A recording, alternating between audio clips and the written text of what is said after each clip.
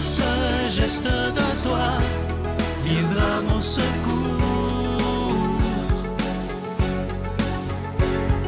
Viens semer dans mon âme le grain de l'amour.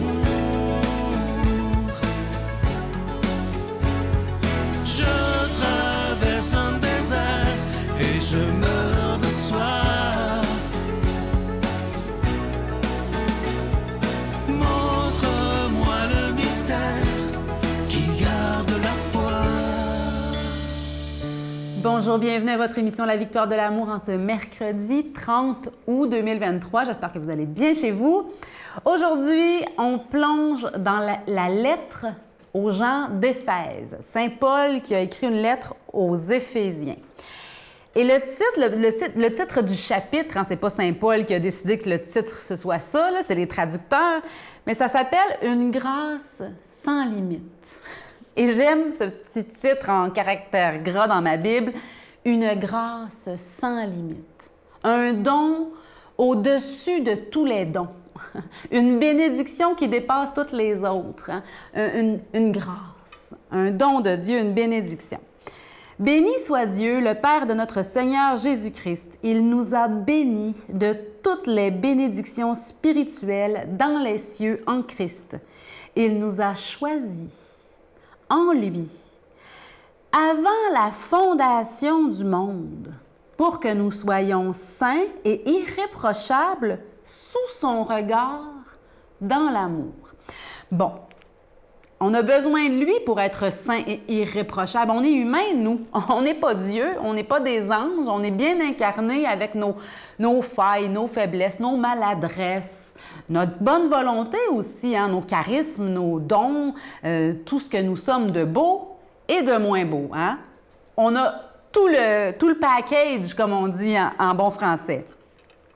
Donc, il nous a bénis, il nous a choisis pour que nous soyons en lui, saints et irréprochables, sous son regard dans l'amour. Et moi, je pense que la clé de toutes les bénédictions, de toutes les grâces, le secret pour se disposer à tout recevoir ça, puis en être porteur pour notre monde, pour ceux qui nous entourent, pour être heureux aussi pour nous-mêmes, la clé, donc, c'est d'être justement sous le regard de Dieu, en sa présence. Prendre conscience. Moi, je fais ça tous les matins. Je prends quelques belles grandes respirations, je me ferme les yeux, j'entre en moi-même et j'offre ce que je suis, comment je me sens à Dieu et je prends conscience qu'il est là, qu'il me regarde et qu'il m'aime. C'est pas tout de prendre conscience que Dieu est là, qu'il est partout, qu'il nous accompagne, mais qu'il nous aime tels que nous sommes, avec nos failles, avec nos imperfections, avec tout ce qu'on est. Il est toujours content, heureux, quand on se présente à lui avec ce que nous sommes. De toute façon, il n'y a pas besoin, lui, de nos bons coups et de nos victoires. Lui, il veut passer par nous pour manifester sa gloire, sa beauté. Et ça, il le manifeste par l'amour. Donc, en se laissant aimer et bénir par Dieu, c'est là qu'on peut prendre conscience de notre grande dignité et cheminer en faisant de plus en plus les bons choix pour aimer à notre tour. Mais si je n'ai pas conscience que je suis aimée, si je suis susceptible, froissable et que j'ai l'impression que le monde entier est mon ennemi, oh là là, la vie peut être plus lourde. Prenons conscience qu'on est aimé, qu'on est béni, que Dieu veut nous accompagner pour qu'on devienne des porteurs de cette lumière, de cet amour, de cette espérance pour ceux qui nous entourent. Soyons des porteurs de cette bénédiction, de cette grâce sans limite sous son regard. Notre Père qui es aux cieux, que ton nom soit sanctifié, que ton règne vienne, que ta volonté soit faite sur la terre comme au ciel. Donne-nous aujourd'hui notre pain de ce jour. Pardonne-nous nos offenses, comme nous pardonnons aussi à ceux qui nous ont offensés. Et ne nous laisse pas entrer en tentation, mais délivre-nous du mal, car c'est à toi qu'appartiennent le règne, la puissance et la gloire pour les siècles des siècles. Amen. La Victoire de l'amour vous invite à sa retraite spirituelle les 6, 7 et 8 octobre 2023 sous le thème « La justice de Dieu, c'est la miséricorde », en compagnie du Père Michel-Marie, William Beaudoin, Sylvain et l'animation musicale avec Miguel, Jessica Poulain Lilia Jobin et Alain Martineau. Spectacle musical du père Michel Marie le samedi soir à l'hôtel et suite Le Dauphin de Drummondville. Réservé au 514-523-4433 ou sans frais au 1-888-811-92-91.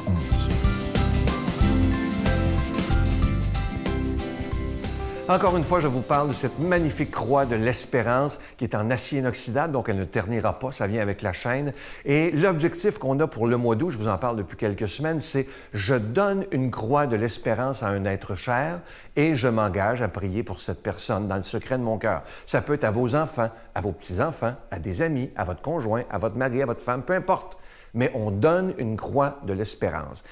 Et je vous rappelle évidemment que c'est avec un don de 25 $. Si vous en voulez deux pour en donner en cadeau, c'est avec un don de 40 $. Je vous donne l'adresse, la Victoire de l'Amour, case postale 120, succursale Boucherville à Boucherville, le J4B 5E6. Je vous la redonne, la Victoire de l'Amour, case postale 120, succursale Boucherville à Boucherville, le J4B 5E6. Également par téléphone, par carte de crédit du lundi au jeudi, de 8h à 17h dans le 514-523-4433, 523-4433 ou sans frais le 1-888-811-9291, 1-888-811-9291 et aussi sur notre site Internet qui est un moyen très rapide, sécuritaire et efficace de faire votre don, le www.lavictoiredelamour.org. Alors, je vous rappelle cette magnifique croix de l'espérance qui est en acier inoxydable, ça vient avec la chaîne et cette croix, elle est déjà bénie. Je vous rappelle l'objectif du mois d'août, je donne une croix de l'espérance à un être cher et je m'engage à prier pour cette personne dans le secret de mon cœur. Alors, je vous rappelle, ça peut être à vos enfants, à vos petits-enfants, à votre conjoint, votre conjointe, vos amis, mais on se donne un objectif de donner une croix de l'espérance à quelqu'un en ce mois d'août. Merci de tout mon cœur.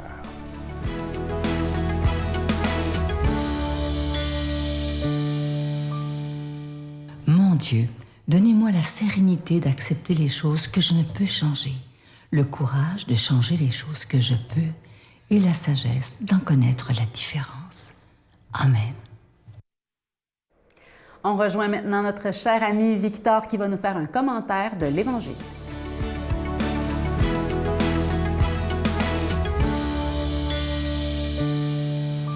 Aujourd'hui, l'Église nous propose de méditer un passage de l'Évangile selon saint Matthieu.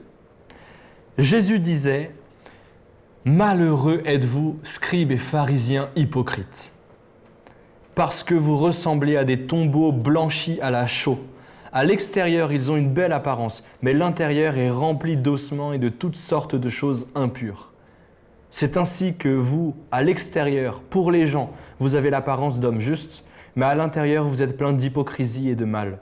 Malheureux êtes-vous, scribes et pharisiens hypocrites, parce que vous bâtissez les tombeaux des prophètes, vous décorez les sépulcres des justes, et vous dites « Si nous avions vécu à l'époque de nos pères, nous n'aurions pas été leurs complices pour verser le sang des prophètes. » Ainsi, vous témoignez contre vous-même.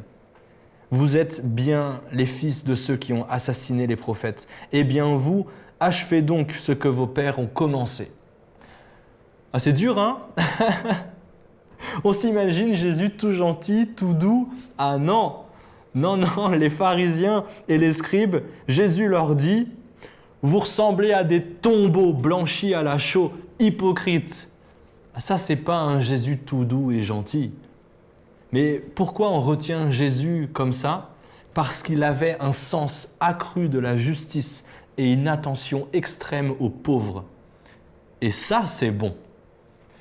Seulement là, les scribes et les pharisiens, moi, j'aimerais pas être à leur place. Et pourtant, est-ce que je le suis pas tous les jours, en fait? Est-ce que ces scribes et ces pharisiens, c'est pas moi? Est-ce que c'est pas nous? Parce qu'en fait,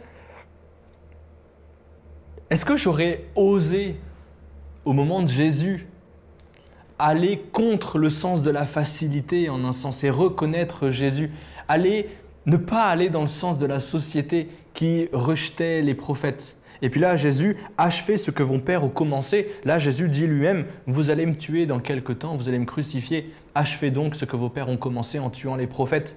Mais est-ce que moi, je ne l'aurais pas fait? En fait, c'est bien facile d'arriver aujourd'hui et de dire « Ah, mais non, non, moi, il y a 2000 ans, j'aurais reconnu Jésus. » Vraiment? J'en suis pas certain. Hein. Aujourd'hui, on se dit ça, mais je pense que plus on le dit fort, plus on ment. voir Jésus comme un guérisseur, un orateur itinérant, simplement ça, mais pas Dieu, c'était peut-être ce qui s'imposait plus à l'esprit que de le voir comme Dieu présent sur terre. Est-ce qu'on serait allé contre ça? Je ne suis pas sûr. Déjà, aujourd'hui, en fait, il semble dur d'aller dans le sens du Christ, d'assumer pleinement notre foi.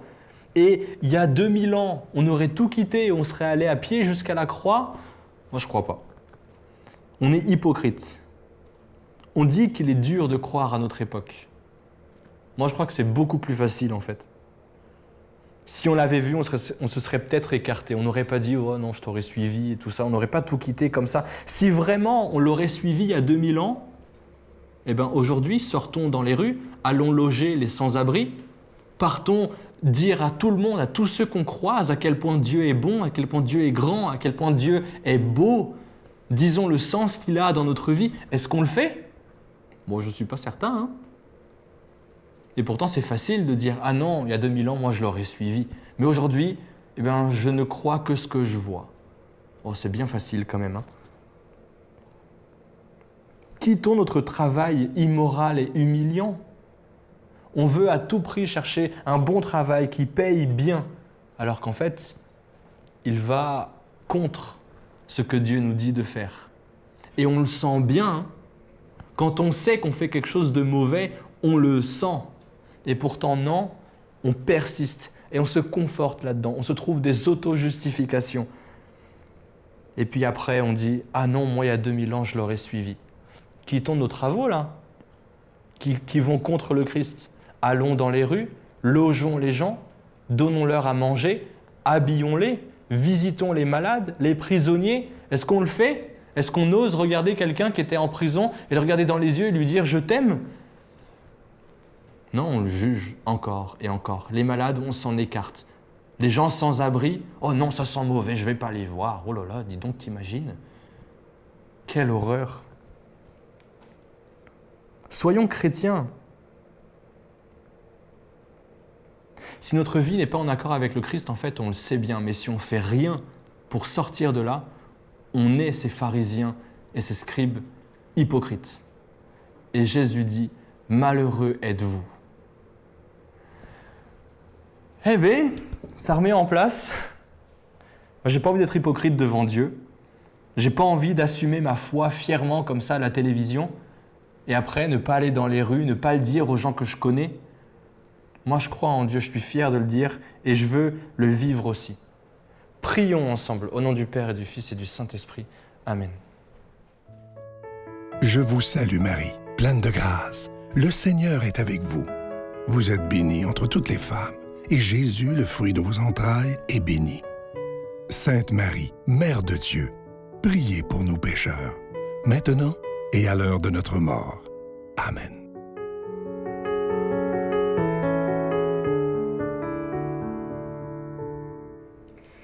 Eh bien, le mois d'août tire à sa fin déjà. Avant-dernier jour du mois d'août, il est encore temps de vous procurer les petites croix et de relever le défi. Pendant le mois d'août, j'offre une croix. Donc, on peut l'offrir ensuite pendant le mois de septembre ou à Noël si on veut. Là n'est pas la question. Ça soutient la mission d'évangélisation de la victoire de l'amour et ça propage quelque part la bonne nouvelle de la victoire de l'amour sur la haine, la victoire de la vie sur la mort, la victoire de Dieu dans nos vies, dans chacune de nos vies. Offrir cette croix n'est pas un geste anodin, ça fera plaisir à coup sûr. Elle est si belle, n'est-ce pas? Sur ce, je vous souhaite une excellente journée. Bien là, j'ai comme réalisé que je n'étais pas tout à fait comme j'étais avant. Fait que les premières fois que ça arrive, tu te dis, ben voyons, ça va revenir. Dis-moi comment on fait pour être forte quand tout s'écroule autour de nous. Comment on fait pour tenir le coup? Je sais bien qu'un jour tout en ira, que je n'aurai plus tes bras. Mais d'ici là, j'aimerais bien t'écouter.